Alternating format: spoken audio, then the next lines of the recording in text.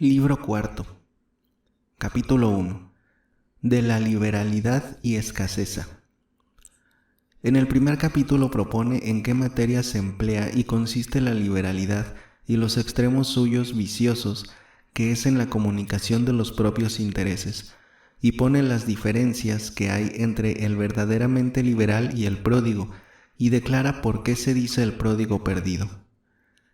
De aquí adelante tratemos de la liberalidad, la cual parece ser una medianía en cosa de lo que toca al dinero y intereses, porque no alabamos a un hombre de liberal porque haya hecho ilustres cosas en la guerra, ni tampoco por las cosas en que el varón templado se ejercita, ni menos por tratarse bien en las cosas tocantes a la judicatura, sino por el dar o recibir de los dineros, y más por el dar que por el recibir. Llamamos dineros todo lo que puede ser apreciado con dinero. Son asimismo la prodigalidad y la avaricia excesos y defectos en lo que toca a los intereses y dineros, y la avaricia siempre la atribuimos a los que procuran el dinero con más diligencia y hervor que no deberían, mas la prodigalidad, que en griego se llama azotia, que palabra por palabra quiere decir perdición, algunas veces con otros vicios la acumulamos juntamente, porque a los que son disolutos y amigos de gastar en profanidades sus dineros, llamámoslos pródigos y perdidos, y por esto parece que estos tales son los peores de los hombres, porque juntamente están en muchos vicios puestos, mas no los llamamos con aquel nombre propiamente, porque perdido quiere decir hombre que tiene en sí algún vacío, con que destruye su propia hacienda, porque aquel se dice perdido, que él por sí mismo se destruye, y parece que la perdición de la hacienda es una perdición del mismo, pues de la hacienda depende la vida. De esta manera, pues, habemos de entender la prodigalidad o perdición. De aquellas cosas, pues, que por algún uso se procuran, puede acontecer que bien o mal se use, y el dinero es una de las cosas que se procuran por el uso y menester. Aquel, pues, usa bien de cada cosa, que tiene la virtud que en lo tal consiste, y así aquel usará bien el dinero, que tiene la virtud que consiste en el dinero, y este tal es el hombre liberal. Parece, pues, que el uso del dinero más consiste en el emplearlo y darlo, que no en recibirlo y conservarlo, porque esto más es posesión que uso, y por esto más parece hecho un hombre liberal, dar a quien conviene, que recibir de quien conviene, ni dejar de tomar de quien no conviene, porque más propio oficio es de la virtud hacer bien que recibirlo, y más propio el hacerlo honesto, que dejar de hacerlo torpe y vergonzoso. Cosa pues manifiesta es, que al dar es cosa anexa el bien hacer y el obrar cosas honestas, y al recibir el padecer bien o no hacer cosas vergonzosas, y el agradecimiento al que da se tiene, y no al que no recibe, y más alabado es el que da que no el que no recibe. Y también más fácil cosa es el no recibir que no el dar, y los hombres más se recatan en no gastar lo propio que en tomar lo ajeno. A más de esto, aquellos que dan se dicen liberales, que los que no reciben no son tanto alabados de liberales cuanto de hombres justos, y los que reciben no por ello son alabados, y de todos los virtuosos, los liberales son los más amados, porque son útiles, lo cual consiste en el dar. Las obras, pues, de la virtud son honestas y hechas por causa de lo honesto. De manera que el liberal dará conforme a razón y por causa de lo honesto, porque dará a quien debe y lo que debe y cuanto debe, y con las demás condiciones que son anexas al bien dar. Y esto alegremente, o a lo menos no con triste rostro, porque lo que conforme a virtud se hace ha de ser aplacible, o a lo menos no pesado, cuanto menos triste.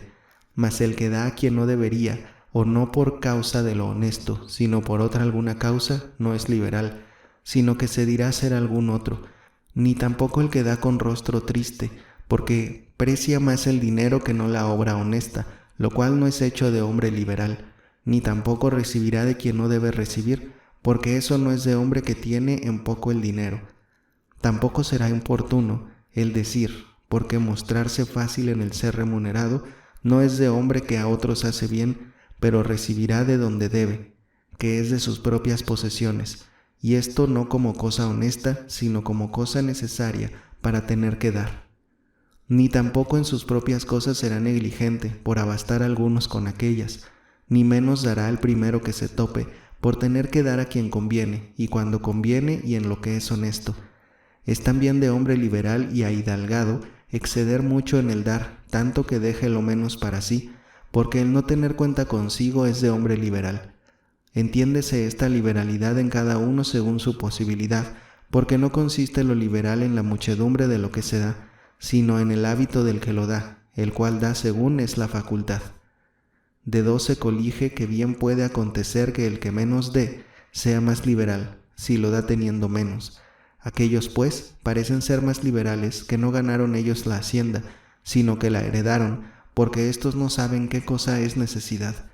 Y en fin, cada uno ama lo que él mismo ha hecho, como los padres a sus hijos y los poetas a sus versos. Es cosa cierto dificultosa el hacerse rico un hombre liberal, porque ni sabe recibir ni sabe guardar, antes todo lo despide de sí, ni para sí mismo precia nada el dinero, sino para dar. Y de esto se quejan los hombres de la fortuna, porque aquellos que más merecían ser ricos lo son menos. Aunque esto acontece conforme a razón, porque ¿cómo han de tener dineros los que no tienen cuidado como los ternan?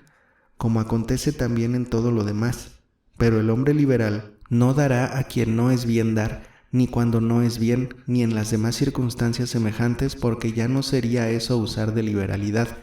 Y si en semejantes cosas gastase su dinero, no tendría pues que gastar en lo que conviniese. Es pues el varón liberal, como está ya dicho, aquel que conforme a su posibilidad o facultad gasta su dinero, y en lo que conviene, y el que de esto excede es pródigo o perdido. Por esto no digamos que los tiranos son pródigos, porque como tienen mucho, parece que no pueden fácilmente exceder en las dádivas y gastos. Consistiendo pues la liberalidad en una medianía entre el dar y recibir del dinero, el hombre liberal dará y gastará en lo que esté bien empleado, y tanto cuanto convenga gastar, así en lo poco como en lo mucho, y esto alegremente, y tomará de donde convenga, y tanto cuanto convenga, porque pues así en lo uno como en lo otro es la virtud medianía. Lo uno y lo otro hará como convenga, porque tal manera de recibir es anexa a tal manera de dar, y lo que no es de esta manera le es contraria. Las que son pues anexas entre sí, en un mismo hombre se hallan juntamente, y las contrarias está claro que no. Y si acaso le aconteciese emplear su dinero en lo que no conviene ni está bien, se entristecería, no excesivamente, sino como conviene. Porque propio oficio de la virtud es holgarse y entristecerse en lo que conviene y como conviene. Es asimismo el hombre liberal de muy buen contratar en cosa del dinero, porque como no lo precia, antes se entristece más si no gastó lo que convenía, que se duele de haber gastado lo que no convenía, no siguiendo el parecer del poeta Simónides, puede fácilmente ser defraudado en los intereses. Mas el pródigo aún en esto no lo acierta, porque ni se alegra en lo que debería, ni como debería, ni tampoco se entristece como más claramente. Prosiguiendo adelante lo veremos. Ya pues, habemos dicho cómo la prodigalidad y la avaricia son excesos y defectos, y que consisten en dos cosas, en el dar y en el tomar, porque el gastar también lo contamos con el dar. La prodigalidad, pues, excede en el dar y no recibir, y en el recibir es falta, mas la avaricia falta en el dar y excede en el recibir, sino en algunos. Las cosas, pues, el pródigo nunca crecen mucho, porque no es posible que el que de ninguna parte recibe, dé a todos, porque fácilmente se le acaba la hacienda al particular que lo da todo, si pródigo se muestra ser, aunque esté tal harto mejor parece ser que no el avariento, porque parece que la edad y la necesidad lo puede corregir y traer al medio, y también porque tiene las condiciones de liberal, pues da y no recibe, aunque lo uno y lo otro no bien ni como debe. Y si él esto viniere a entender, o por otra cualquier vía se mudare, verná a ser liberal, porque dará a quien conviene dar y no recibirá de donde no conviene recibir. Por lo cual, parece que no es vil de su condición, porque no es condición de ruin ni de villano el exceder en el dar y no recibir, sino de simple. Y el que de esta manera es pródigo, muy mejor parece ser que no el avariento, por las razones que están dichas, y también porque el pródigo es útil para muchos, mas el avariento para nadie, ni aun para sí mismo. Pero los más de los pródigos, como está dicho, reciben de donde no es bien, y en cuanto a esto son avarientos, y hácense pedigüeños o importunos en el pedir, porque quieren gastar y no tienen facultad para hacerlo fácilmente, porque se les acaba presto la hacienda. Esles, pues, forzado buscarlo de otra parte, y como no tienen, juntamente con esto, cuenta con la honestidad y honra, toman de donde quiera, y sin ningún respecto, porque desean dar y no llevan cuenta con el cómo ni de dónde, y por esto sus dádivas no son nada liberales, porque ni son honestas ni hechas por honesta causa, ni como conviene, sino que a veces hacen ricos a los que merecían ser pobres, y a los que son de vida y costumbres moderados no darán un maravedí, y a truhanes o a gente que les da pasatiempo alguno dan todo cuanto tienen. Y así, los más de ellos son gente disoluta, porque como gastan prontamente, inclínanse a emplear su dinero en disoluciones, y como no viven conforme a lo honesto, inclínanse mucho a los deleites, de manera que el pródigo, si no es corregido, viene a parar en todo esto.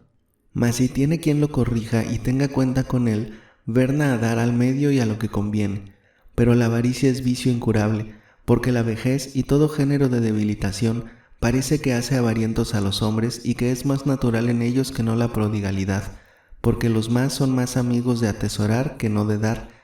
Pártese pues este vicio en muchas partes y tiene muchas especies, porque parece que hay muchas maneras de ella.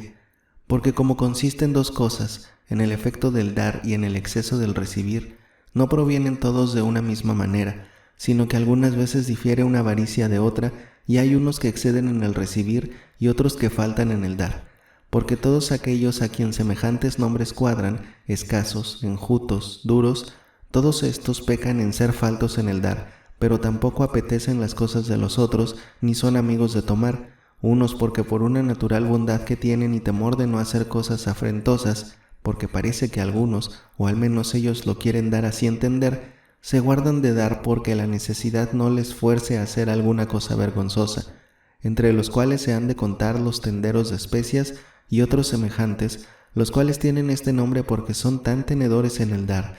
que no dan nada a ninguno. Otros hay que de temor se abstienen de las cosas ajenas, pretendiendo que no es fácil cosa de hacer que uno reciba las cosas de los otros y los otros no las suyas. Contentándose, pues, con no recibir nada de ninguno, ni dar nada a ninguno. Otros exceden en el recibir, recibiendo de doquiera toda cosa, como lo que se nos ejercitan en los viles oficios, y los rufianes, que mantienen mujeres de ganancia, y todos los demás como estos, y los que dan dineros a usura, y los que dan poco porque les vuelvan mucho. Porque todos estos reciben de donde no es bien y cuanto no es bien, a todos los cuales parece serles común la vergonzosa y torpe ganancia. Porque todos estos, por amor a la ganancia, y aun aquella no grande, se aconortan de la honra, ni se les da nada de ser tenidos por infames. Porque a los que toman cosas de gran tomo de donde no conviene, y las cosas que no es bien tomar, como son los tiranos que saquean las ciudades y roban los templos, no los llamamos avarientos, sino hombres malos, despreciadores de Dios, injustos. Pero los que juegan dados, los ladrones y salteadores, entre los avarientos se han de contar, pues se dan a ganancias afrentosas, porque los unos y los otros hacen aquello por amor de la ganancia, y no se les da nada de ser tenidos por infames. Los unos, por la presa, se ponen a gravísimos peligros, y los otros ganan con los amigos, a los cuales tenían obligación de dar. Y en fin, los unos y los otros, pues, procuran de ganar de donde no deberían, son amigos de ganancias afrentosas. Todas, pues, estas recetas son propias de hombres avarientos. Con razón, pues, se dice la avaricia contraria de la liberalidad, pues es mayor mal que la prodigalidad, y más son los que pecan en ella que no en la prodigalidad que habemos dicho. De la liberalidad, pues, y de los vicios que le son contrarios, basta lo que está dicho. Capítulo 2. De la magnificencia y poquedad de ánimo. Junto con la liberalidad puso Aristóteles la magnificencia y la magnanimidad o grandeza de ánimo y otras algunas particulares virtudes. Por esto, concluida ya la disputa de la liberalidad, trata en el segundo capítulo de la magnificencia y muestra en qué géneros de obras consiste y en qué difiere de la liberalidad, que es en la cantidad y calidad de las cosas en que la una y la otra se ejercitan.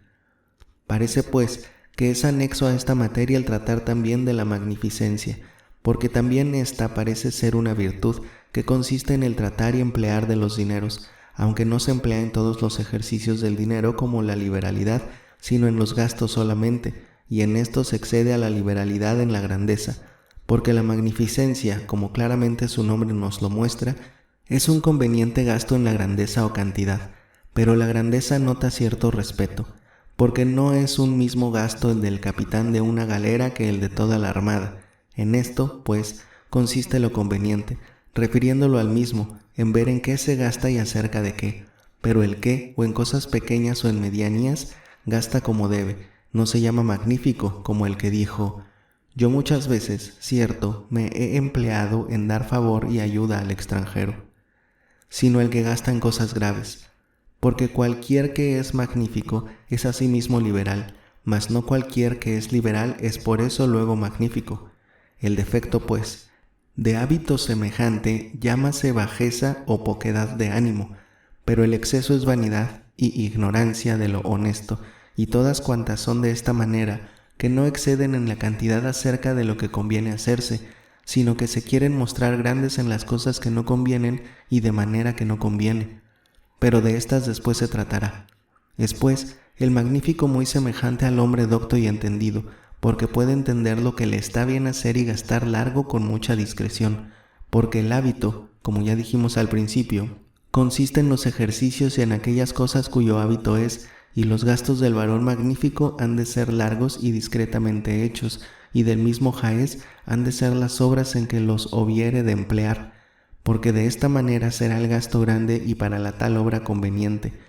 Conviene, pues, que la obra sea digna del gasto y el gasto de la obra, y aun que le exceda. Ha de hacer, pues, el varón magnífico estos gastos por causa de alguna cosa honesta, porque esto es común de todas las virtudes, y, a más de esto, con rostro alegre y gastando prontamente, porque el llevar muy por menudo la cuenta no es de ánimo magnífico, y más ha de considerar cómo se hará más honesta la obra y más conveniente, que en cuanto le estará o cómo le hará a menos costa.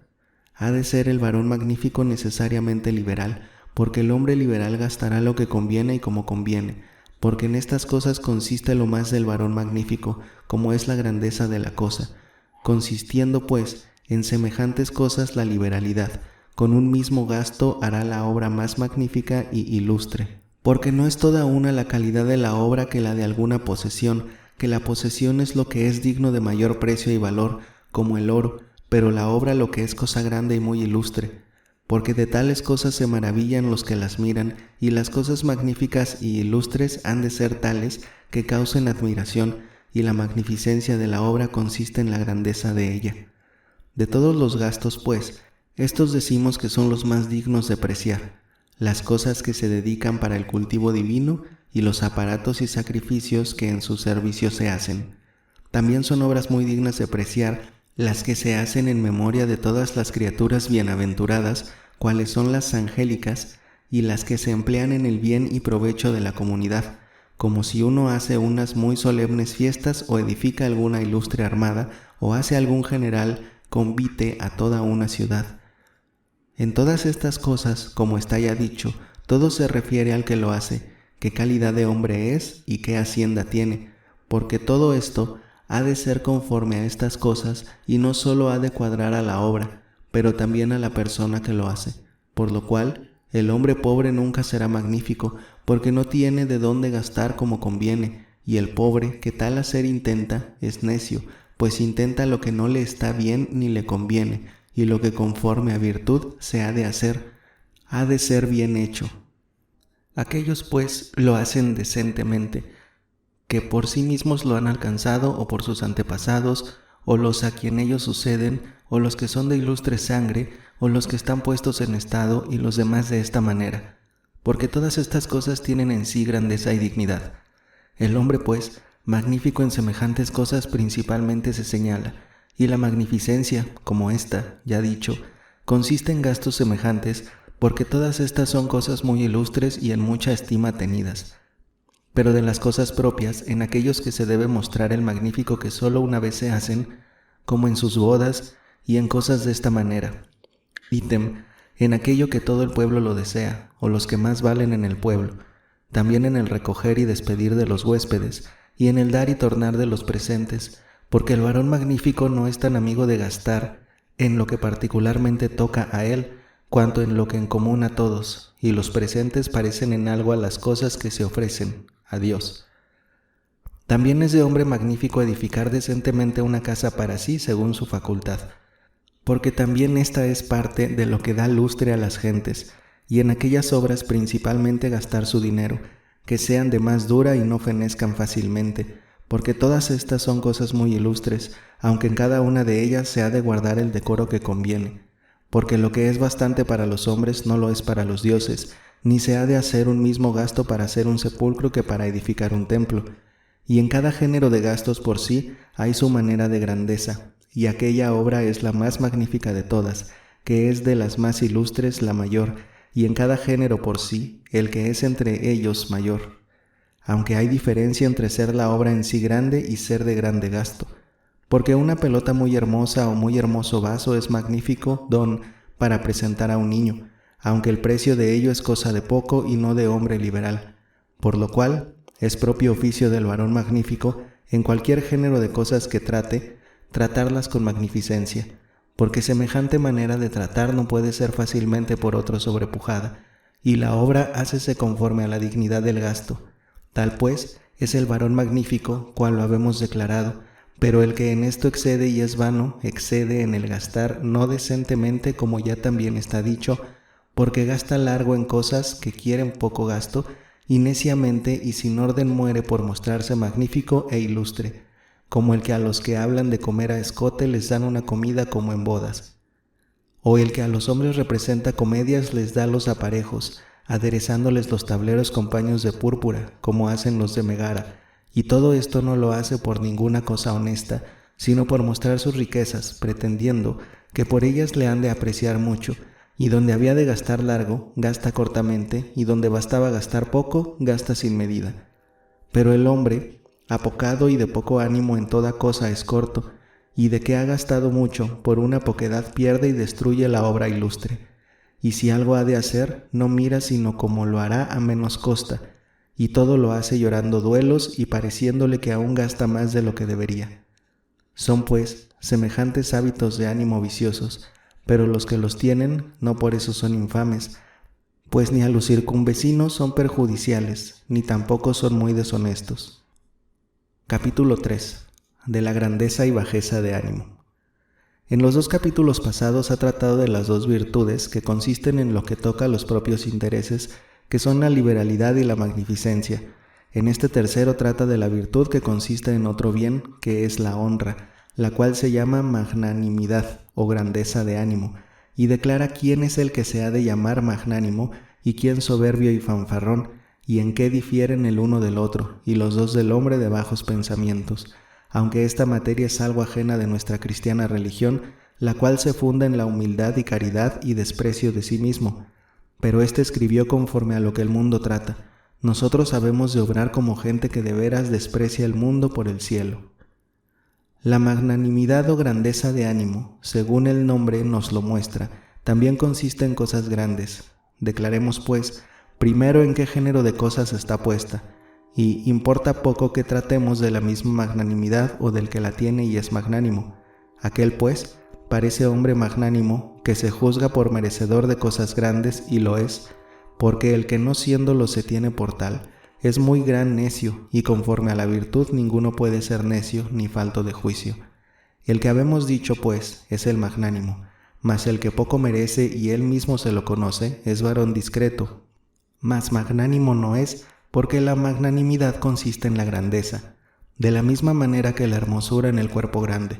porque los que son de pequeña estatura, dícense que tienen buen donaire y proporción, mas que son hermosos no se dicen. Pero el que se tiene por digno de grandes cosas no lo siendo,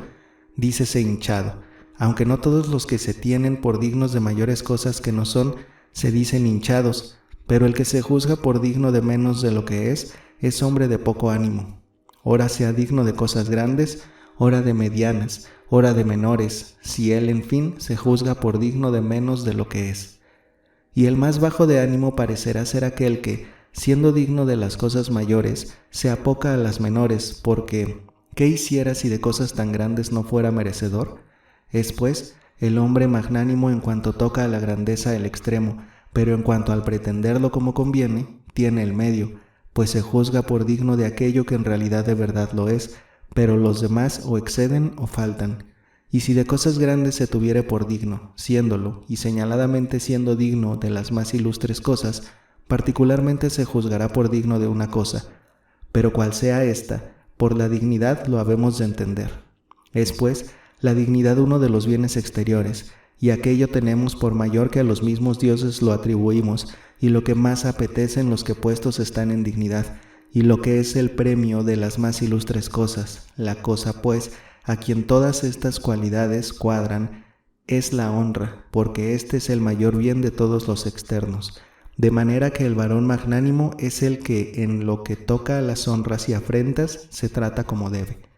Y sin más probarlo con razones, es cosa manifiesta que los varones magnánimos se emplean en lo que consiste acerca de la honra, porque los hombres graves, señaladamente, se tienen por dignos de la honra, pero de la que merecen. Pero el hombre de poco ánimo y bajos pensamientos falta a sí mismo y a la dignidad del magnánimo varón, mas el hinchado y entonado para consigo mismo excede, mas no para con el varón magnánimo. Pero él, varón magnánimo, si digno es de las mayores y más graves cosas, será el mejor de todos, porque el que es mejor siempre es merecedor de lo mayor y el más perfecto de las cosas más graves. Conviene, pues, en realidad de verdad, que el varón magnánimo sea hombre de bien, y aún parece que se requiere que en cada género de virtud sea muy perfecto. Ni cuadra en ninguna manera al varón magnánimo huir por temor de los peligros, ni hacer agravio a nadie, porque ¿a qué fin ha de hacer cosas feas el que todo lo tiene en poco? Si queremos, pues, en cada cosa particularmente escudriñarlo, veremos claramente cuán digno de risa es el varón magnánimo si no es hombre dotado de virtud. Y cuán lejos está de ser digno que le hagan honra, pues es malo, porque la honra premio es de la virtud, y a los buenos se les debe de derecho. Parece, pues, que la magnanimidad es una cosa como recámara en que se contienen todas las virtudes, las cuales ella las engrandece, y sin ellas no se halla. Por lo cual es cosa rara y dificultosa de hallarse en varón en realidad de verdad magnánimo, porque no puede ser sin toda perfición de virtud. De manera que el varón magnánimo consiste señaladamente en lo que a las honras y afrentas toca, de las cuales honras con las que mayores fueren y de hombres virtuosos procedieren, moderadamente se holgará, como quien alcanza lo que le pertenece propiamente y de derecho, aunque sea menos de lo que él merece, porque a la acabada y perfecta virtud no se le puede hacer tanta honra cuanto se le debe. Pero en fin, aceptarlas ha, pues no tienen los varones buena cosa mayor con que remunerarla. Pero las que la vulgar gente le hiciere, y en cosas de poco peso e importancia, despreciarlas ha del todo,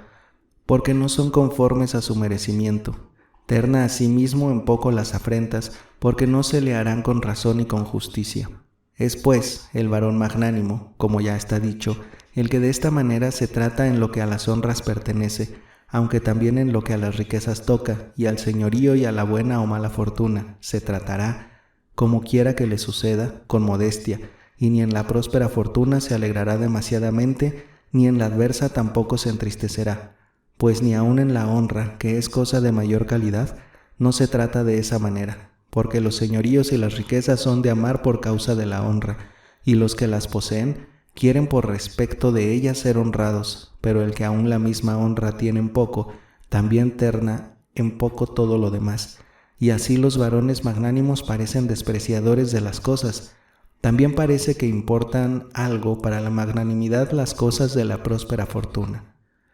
Porque los que son de ilustre sangre y los que están puestos en señorío y los que viven abundantes de riquezas son al parecer tenidos por dignos de que se les haga honra, pues la honra consiste en el exceso, y a lo que de suyo es bueno, cualquier cosa que le sobrepuje lo hace más digno de honra.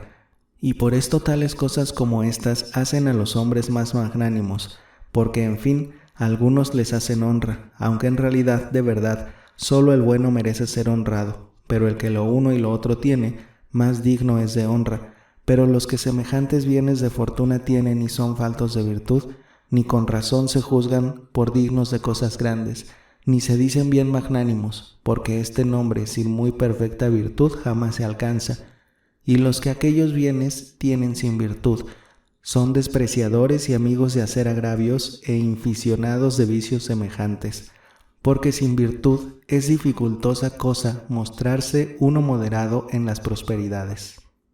Y como no lo pueden ser, les parece que exceden a todos, desprecian a los otros y hacen todo aquello a que les convida su apetito, porque quieren imitar al hombre magnánimo sin parecerle en cosa alguna, y esto hacenlo en aquello que pueden. Lo que toca pues a la virtud no hacen, solo esto hacen, que desprecian a los otros. Pero el varón magnánimo con razón desprecia a los que no lo son, porque siente bien y verdaderamente de las cosas, pero el vulgo desprecia así a bulto, y como el varón magnánimo precia pocas cosas, ni fácilmente se pone en peligros, ni es aficionado a ponerse, pero en los graves peligros pónese, y cuando se pone, de tal suerte arrisca la vida, como si no fuese en ninguna manera digno de vivir. Es asimismo pronto en hacer bien, y si a él alguno le hace bien, córreselo de ello, porque aquello es de superior y esto otro de inferior. Y si remunera la buena obra, hácelo colmadamente, porque de esta manera queda siempre deudor el que primero hizo el bien y queda en cargo del bien que ha recibido. Y así parece que se huelgan más los magnánimos de que las traigan a la memoria las buenas obras que ellos a otros han hecho, que no las que ellos han de otros recibido, porque siempre el que recibe el bien es inferior que el que lo hace, y el magnánimo siempre quiere ser superior, y así lo que él ha hecho, óyelo de buena gana, y lo que ha recibido con mucha pesadumbre. Y así la Tetis en Homero no le trae a la memoria a Júpiter las cosas que ella por él había hecho, ni los lacedemonios a los atenienses, sino las buenas obras que otras veces habían de ellos recibido. Es también de hombre magnánimo no haber menester a nadie, o a lo menos en cosas graves, y ser pronto en hacer por otros, y para con otros que están puestos en dignidad, y próspera fortuna mostrarse grande, y mediano para con los medianos, porque sobrepujar a aquellos es cosa grave e ilustre, pero a estotros cosa fácil, y querer entre aquellos ser señalado es ilustre cosa y de hombre generoso, pero entre los de baja suerte es cosa odiosa, como si uno quisiese mostrar sus fuerzas contra los flacos y dolientes. Es también de varón magnánimo no mostrarse muy codicioso de ir a las cosas tenidas en mucho, y en que otros están más adelante, y ser perezoso y tardo, sino donde la honra sea muy grande, o la obra tal que pocos la puedan hacer, y aquellos personas graves y afamadas. Conviene también que el varón magnánimo a la clara ame o aborrezca, porque el encubrir esto es de hombre temeroso y que tenga más cuenta con la verdad que con la opinión, y que diga y haga a la clara, porque esto es propio del que tienen poco las cosas, y así el hombre magnánimo es libre en el decir, porque también aquello es propio de hombre libre en el hablar, y por esto tienen poco las cosas, y así siempre habla de veras, sino en lo que trata por disimulación, de la cual ha de usar para con el vulgo. Es también propio del varón magnánimo no poderse persuadir que ha de vivir a gusto de otro, sino al del amigo, porque es cosa de ánimos serviles, y por esto todos los lisonjeros son gente baja y servil, y los bajos de ánimo y serviles son ordinariamente lisonjeros. Tampoco el magnánimo es hombre que se maravilla de las cosas, pues ninguna cosa le parece grande, ni menos tienen la memoria los males y trabajos, porque no es de hombre magnánimo acordarse y especialmente de los males, sino antes prevenirlos. Ni menos es amigo de hablar de nadie, porque ni hablará de sí mismo ni de otros, pues no se le da mucho de ser alabado ni de que otros sean vituperados. Ni tampoco es amigo de alabar a nadie, y por la misma razón tampoco es amigo de hablar mal ni aun de sus propios enemigos, si no es por causa de alguna afrenta que le hagan. Tampoco es amigo de quejarse de las cosas necesarias o de poco valor ligeramente, ni de ir rogando a nadie, porque más procura de tratarse para con ellas de esta suerte y poseer antes las cosas ilustres, aunque de poca ganancia, que no las útiles y fructíferas, porque esto es más propio del varón, que él para sí mismo se es bastante. Ha de ser también el meneo y voz del varón magnánimo, sosegada y grave, y su hablar pausado, porque el que pocas cosas desea no es muy diligente ni solícito, ni tampoco inoportuno en el tratar el que ninguna cosa tiene por grande, y la agudeza de la voz y la presteza en el andar. A esto parece que retiran. El varón, pues, magnánimo, tal es cual habemos propuesto. Y el que en esto es falto es de poco ánimo, mas el que excede soberbio e hinchado. Tales pues, como estos no parece que se han de llamar malos hombres, pues no hacen mal ninguno, sino hombres de erradas opiniones, porque el de poco ánimo, siendo digno de bienes, se priva de lo que es merecedor, y parece que tiene esta falta, por no tenerse digno de bienes semejantes, y que no conoce el valor que tiene, porque desearía cierto aquello de que es merecedor, pues es bueno. Aunque éstos no se han de llamar necios, sino cobardes, y semejante opinión que ésta parece que hace peores a los hombres, porque cada uno apetece conforme al merecimiento que en sí juzga, y por esto, reputándose por indignos, dejan de emprender los buenos hechos y obras, y aun de los exteriores bienes de la misma manera huyen. Pero la gente hinchada son muy grandes necios, y no se conocen a sí mismos muy a la clara. Porque, como si fuesen los más dignos del mundo, así tan sin freno emprenden las cosas más honrosas, y después quedan corridos y confusos. Adórnanse de ropas muy chapadas y de rostros muy apuestos y de cosas semejantes, y quieren que entienda el mundo sus prosperidades, y hablan de ellas pretendiendo que por ellas han de ser honrados. Es pues la poquedad de ánimo más contraria a la magnanimidad que no a la hinchazón, porque acaece más veces y es peor vicio, de manera que la magnanimidad, como está dicho, consiste en las muy grandes honras y excesivas. Esta materia de la magnanimidad tiene necesidad de un poco de sal de cristiana reformación y de ser reglada conforme a nuestra evangélica verdad, porque tomada así como este filósofo la dice, pone en peligro la virtud de la humildad, que es la puerta de todas las virtudes y sin la cual no haya placer a Dios. Y por no entender esta virtud, los filósofos gentiles dieron a través en muchas cosas. Hay pues en esta materia esta falta, que parece casi imposible ser humilde, quien de sí sienta, como Aristóteles dice que ha de sentir de sí el magnánimo. A más de esto, que remite el juicio de ello al mismo varón que es interesado, que por nuestra miseria y por este amor que a nosotros mismos nos tenemos, siempre juzgamos nuestras faltas menores de lo que son, y si algo hay razonable en nosotros, nos parece lo mejor del mundo. Remite también el premio de la magnanimidad a los hombres, que son también jueces muy apasionados, y honra cada uno al que ama o al que teme o al que espera que algún bien puede hacerle, y aun lo que es peor, el que hoy honra mañana le persigue,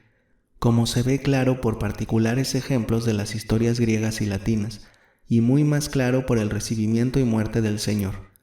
Habemos pues de decir que es verdad que el varón magnánimo apetece la honra, mas no la que los hombres hacen, que a nadie saben honrar de veras ni como deben, sino la que Dios hace a los que le aman y sirven, que es el que sabe honrar y puede honrar de veras, y que por causa de esta honra se han de pasar 1000 muertes y despreciar todo aquello que el vulgo tiene en mucho, y tener en poco en comparación de esto todo el poder de todo lo criado. Tales magnánimos como estos pocos pueden demostrar los gentiles, pero nuestra cristiana religión puede contar millares de ellos. En todo lo demás conforman harto la doctrina de este con nuestra cristiana verdad, a la cual se le ha de tener mucho lo que con la natural lumbre atinó, y perdonar lo que por no tener luz de evangelio no acertó. Capítulo 4. La virtud que consiste en el desear de la honra y no tiene nombre propio. Así como dijo Aristóteles, que diferían la magnificencia y la liberalidad en emplearse en cosas de más o menos quilate, así también la magnanimidad difiere de otra virtud, que consiste en el apetecer de las honras menores, y no tiene nombre propio, aunque parece la podríamos llamar modestia. Declara, pues, cómo ésta tiene también su exceso y su defecto. Parece que en estoque a la honra toca, hay, como ya está dicho arriba, cierta virtud, que parece mucho a la magnanimidad, de la misma manera que la liberalidad a la magnificencia, porque ambas éstas se apartan de lo más grave, y en lo mediano y menor nos disponen de manera que como debemos nos tratemos, pues así como en el dar y recibir de los dineros hay medianía, exceso y defecto, de la misma manera lo hay en lo que toca al deseo y apetito de la honra, la cual se puede desear más de lo que conviene, y también menos, y de la misma manera de donde conviene y cómo conviene. Porque al hombre ambicioso vituperamos comúnmente como a hombre que apetece la honra más de lo que debería, o de las cosas que no debería, y al negligente en ello también lo reprendemos, porque ni aun por las buenas cosas huelga que lo honren. Otras veces acaece que alabamos al que apetece la honra como a hombre varonil y aficionado a lo bueno, y también al que por esto no se le da mucho solemos decir que es hombre moderado y discreto, como ya está dicho en lo pasado. Manifiestamente, pues, se ve que ser uno aficionado a esto se dice de diferentes maneras. No siempre atribuimos a un mismo fin el ser uno aficionado a la honra, sino que lo alabamos como es más aficionado a ello que la vulgar gente, y lo vituperamos cuando en esto muestra más afición de lo que debería. Pues como la medianía en esto no tiene propio nombre, parece que los extremos litigan sobre ella quién la poseerá, como sobre posesión sin dueño. Donde quiera, pues, que hay exceso y falta, hay también, de necesidad, medianía. Por lo cual, pues, algunos apetecen la honra más de lo que deberían, también puede apetecerse como debe. Tal hábito, pues, como este, en lo que al apetecer la honra toca, aunque no tiene propio nombre, es alabado, y comparado con la ambición parece negligencia, y con la negligencia conferido, ambición, y con ambas, en cierta manera, la una y la otra. Y lo mismo parece que en las demás virtudes acaece, pero aquí, por no tener el medio nombre propio, parece que están opuestos en contrario los extremos. Capítulo 5. De la mansedumbre y cólera. Dijo en el tercer libro que había otras virtudes de menos quilate y no tan principales. De estas pues trata en lo que resta de este libro, dejando para el quinto lo que toca a la justicia. Y en este capítulo disputa de la mansedumbre y de sus extremos, que son cólera y simplicidad, y demuestra cuándo y cuánto se puede enojar un hombre virtuoso, y por qué tales causas, de manera que dejarlo de hacer sería vicio. La mansedumbre es una medianía en lo que toca a los enojos, y como el medio no tiene propio nombre, ni aun casi los extremos, atribuimos la mansedumbre al medio, aunque más declina al defecto, que tampoco tiene nombre. Pero el exceso en esto podríase decir ira o alteración, pues la pasión de él es la ira,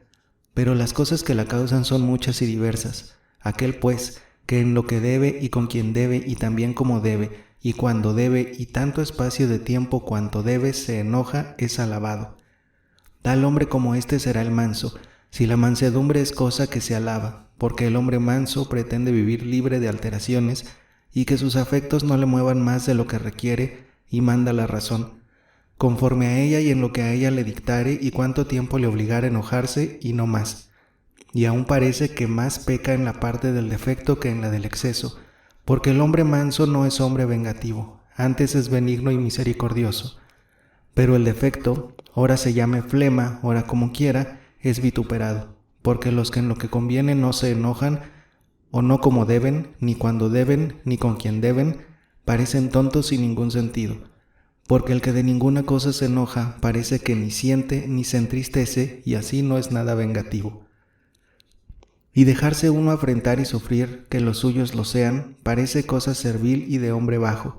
pero el exceso en toda cosa se halla, porque se puede enojar uno con quien no debería, y en lo que no debería, y más de lo que debería, y más repentinamente y más tiempo que debería, aunque no consiste en uno mismo todo esto porque no sería posible, que lo malo ello a sí mismo se destruye, y si del todo malo es,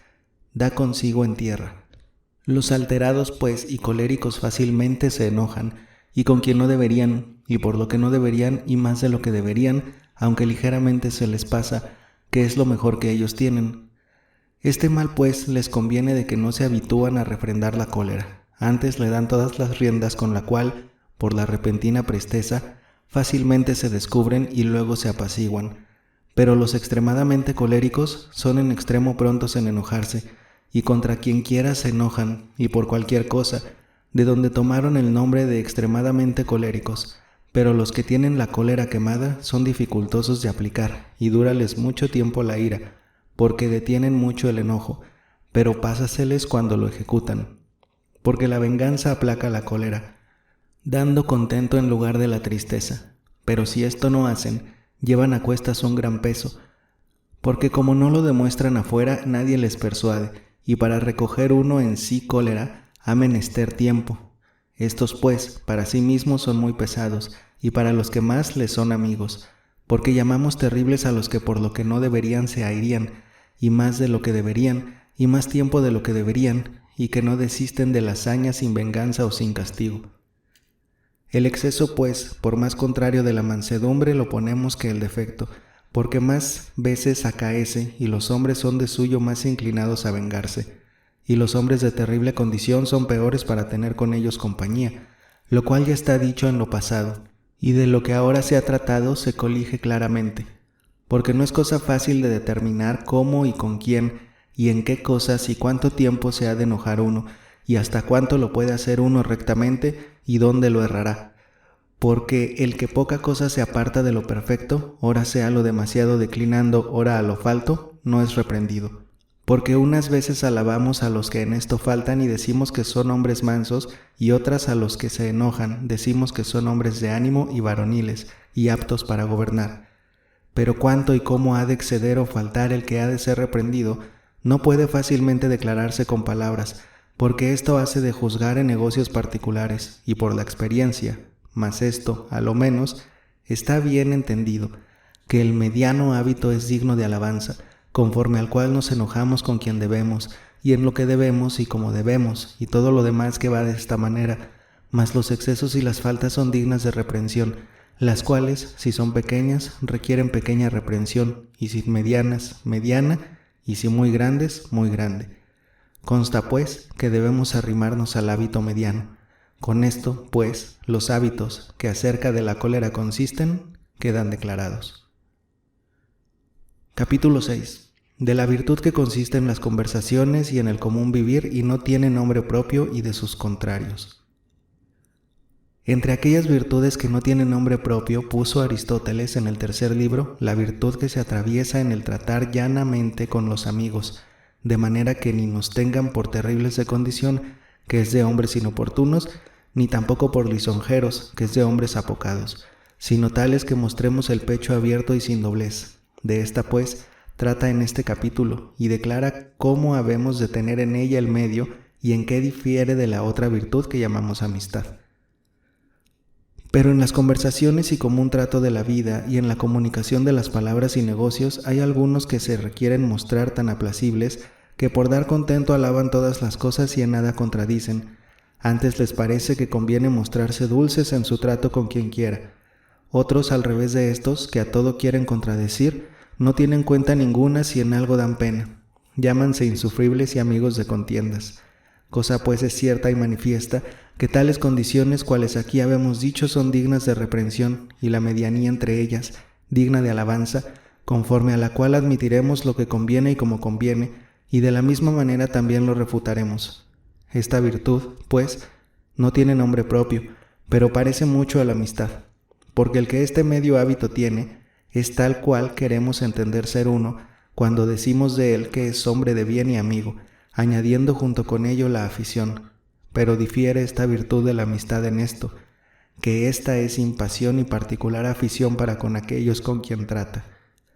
Porque ni por afición ni por odio acepta cada cosa como debe, sino por ser aquello de su condición. Porque de la misma manera se trata con los que no conoce que con sus conocidos, y lo mismo hará con los que no conversa que con los que conversa, excepto si en algunas cosas no conviene. Porque no es razón ni bien tener la misma cuenta con los extranjeros que con nuestros conocidos, ni de una misma manera se ha de dar pena a los unos que a los otros. Generalmente, pues, habemos dicho que este tal conversará con las gentes como debe, y que encaminando sus conversaciones a lo honesto y a lo útil, verná a no dar pena o contento cual río debe. Porque es cosa manifiesta que este tal consiste en los contentos y pesares que suceden en las conversaciones, de las cuales aquellas reprobará, en lo cuales no le es honesto, o no le es útil dar contento, y holgará más de dar pena, aunque el hacerlo le sea causa de alguna gran afrenta o notable perjuicio. Aunque el hacer lo contrario le cause poca pena, no lo aceptará, antes lo refutará. aunque de diferente manera ha de conversar con los que están puestos en dignidad que con la vulgar gente, y con los que les son más o menos conocidos y familiares, y de la misma manera con las demás diferencias de gentes, guardando a cada uno de su decoro, y deseando el dar contento a todos, como principal intento, y guardándose todo lo posible de dar pena, y allegándose a lo que se siguiere si más importare. Digo a lo honesto y conveniente, no se le dará nada de dar de presente un poco de pesadumbre, por el gran contento que después de aquello se haya de seguir. El que en esto, pues, guarda el medio es de esta manera, aunque no tiene nombre propio, pero de los que se precian de dar contento en todo, el que no tiene otro fin sino mostrarse dulce, sin otra pretensión, llámase hombre aplacible, pero el que por haber de allí algún provecho o de dineros de otras cosas que sean con el dinero, llámase lisonjero, mas el que a todos contradice y con todos se enoja, ya está dicho que es terrible y amigo de contiendas, aunque por no tener el medio nombre propio, parece que los extremos el uno al otro son contrarios. Capítulo 7. De los que dicen verdad y de los que mienten en palabras o en obras o en disimulación. Lo del capítulo pasado tocaba al aprobar o reprobar las cosas de los amigos o cualesquier otras personas en las conversaciones, pero en lo que en este se trata, toca al decir verdad o blasonar, o disimular en las cosas propias, en las cuales la verdad llana y clara es de alabar, y el jactarse de fanfarrones, y el hablar con disimulación y sintiendo uno y queriendo dar a entender otro, de hombres fingidos y doblados. Casi en lo mismo consiste la medianía de la arrogancia o fanfarronería, la cual tampoco tiene nombre, cuya materia es muy provechosa, porque mejor entenderemos lo que a las costumbres toca si cada una por sí la consideramos. Ya pues, estamos persuadidos que las virtudes son medianías y en todas ellas hallamos ser de esta manera. También habemos tratado de los que en el contrato de la vida conversan pretendiendo dar contento o pesadumbre.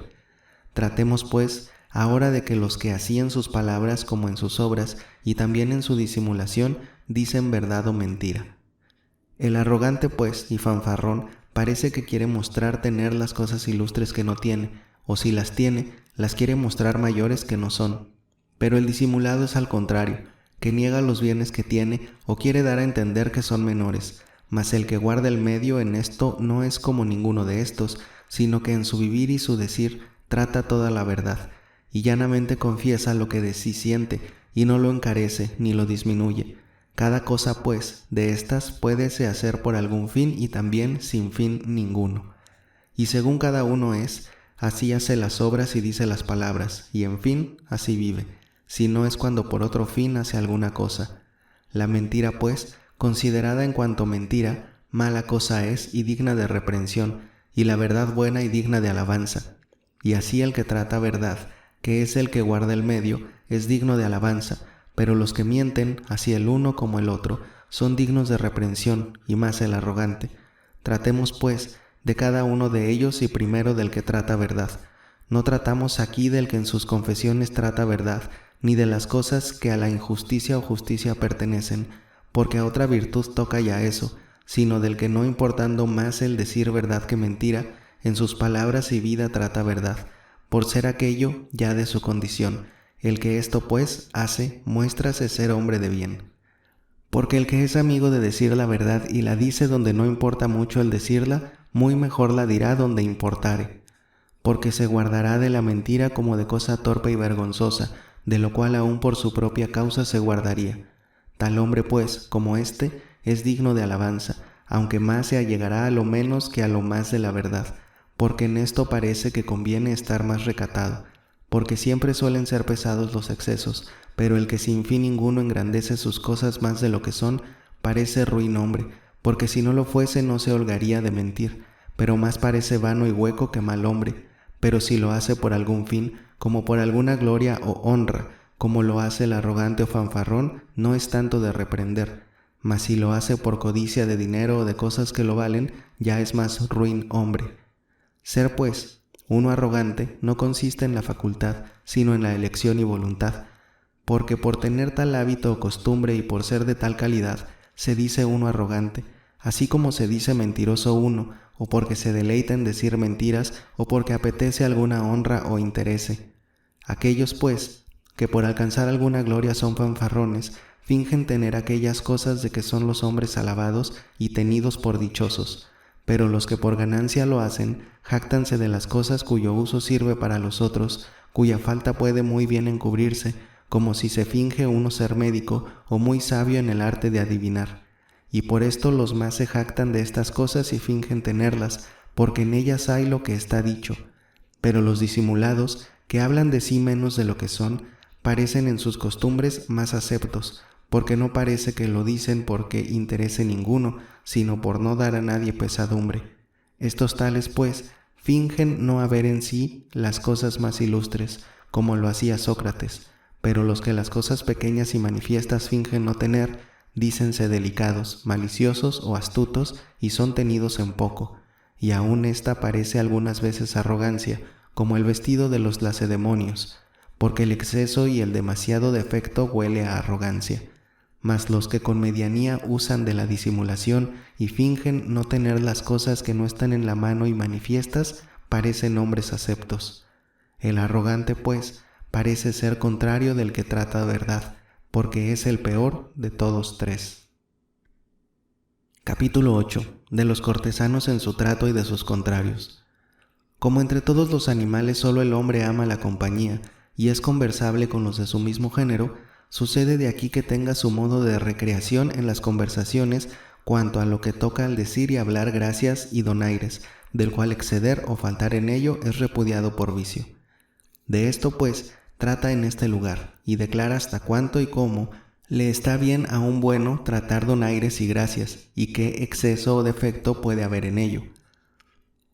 Pero pues hay en la vida algunos ratos ociosos, y en ellos conversaciones de gracias y donaires. Parece que en esta parte, para bien conversar, se requiere entender qué cosas se han de tratar y cómo, y de la misma manera qué es lo que se ha de escuchar, porque hay mucha diferencia de unas cosas a otras y de unas personas a otras, cuanto lo que toca al decir y al escuchar. Cosa es, pues, cierta y manifiesta, que en esto hay también su exceso y su defecto de la medianía. Aquellos, pues, que en el decir gracias exceden, parecen truhanes y hombres insufribles, y que toman gran deleite con el decir gracias, y que tienen más cuenta con el dar que reír que con el decoro, y con no dar pena a la persona de quien dicen. Pero los que ni ellos dicen gracias ningunas, ni huelgan, antes se desabren con los que las dicen, parecen hombres toscos y groseros. Mas los que moderadamente con este ejercicio se huelgan, llámanse cortesano, y en griego eutrapelos, que quiere decir hombres bien acostumbrados, porque parece que estas cosas son efectos de las buenas costumbres, y así como la salud de los cuerpos se conoce por soltura de sus movimientos, así también es en las costumbres.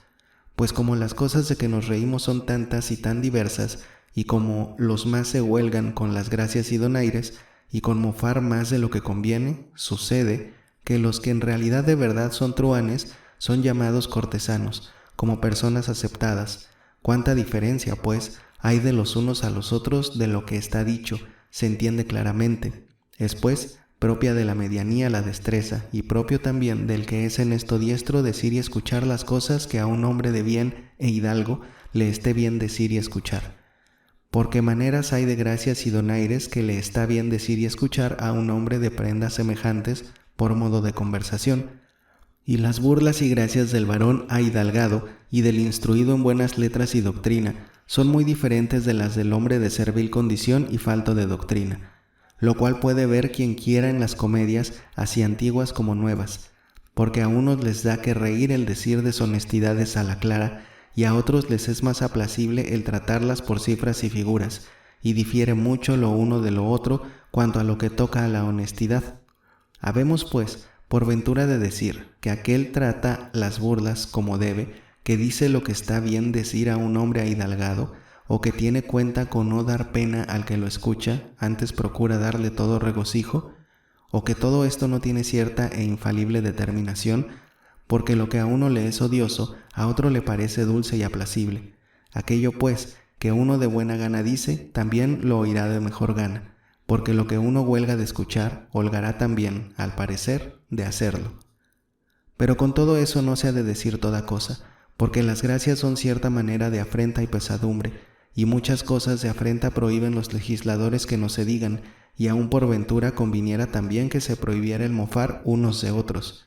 El varón, pues, aplacible e hidalgo, tratarse ha de esta manera, que él mismo se será a sí mismo regla en el decir las gracias.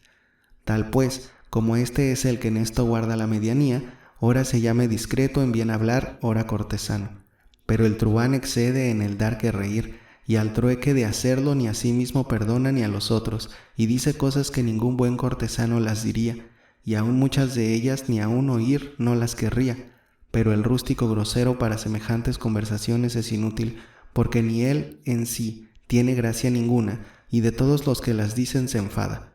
Parece, pues, que el tener ratos ociosos y el tratar burlas y donaires son cosas para pasar la vida en entretenimientos necesarios. Estas tres medianías, pues, que habemos dicho, hay en la vida, las cuales todas consisten en comunicación de ciertas pláticas y hechos, pero difieren en esto, que la primera consiste en el tratar la verdad y las otras dos en las cosas aplacibles, y de las cosas aplacibles la una en cosas de burlas y donaires y la otra en las demás conversaciones que se ofrecen en la vida.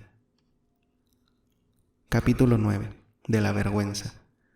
Concluye con el cuarto libro Aristóteles tratando de la vergüenza, disputa si es virtud o no, y declara ser perturbación de ánimo, que procede de algún hecho o dicho no honesto, y qué edad es propia de la vergüenza y por qué.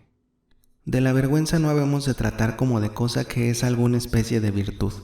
porque más parece perturbación o alteración que hábito, pues la definen ser temor de alguna afrenta, y se termina casi de la misma manera que el temor de las terribles cosas, porque se paran colorados los que de vergüenza se corren, y los que temen la muerte se paran amarillos. Lo uno, pues, y lo otro parece cosa corporal, lo cual más parece cosa de alteración que no de hábito o costumbre.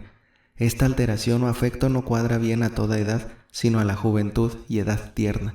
porque los de edad semejante parecen que han de ser vergonzosos, porque como se dejan regir por sus afectos, hierran muchas cosas, y la vergüenza esles como un freno. Y entre los mancebos alabamos a los que son vergonzosos, pero al viejo nadie lo alaba como a hombre vergonzoso, porque se pretende que no ha de hacer cosa de las por que suelen los hombres avergonzarse. Pues la vergüenza no cuadra al hombre de bien, pues es efecto de cosas ruines, las cuales el hombre no las hace.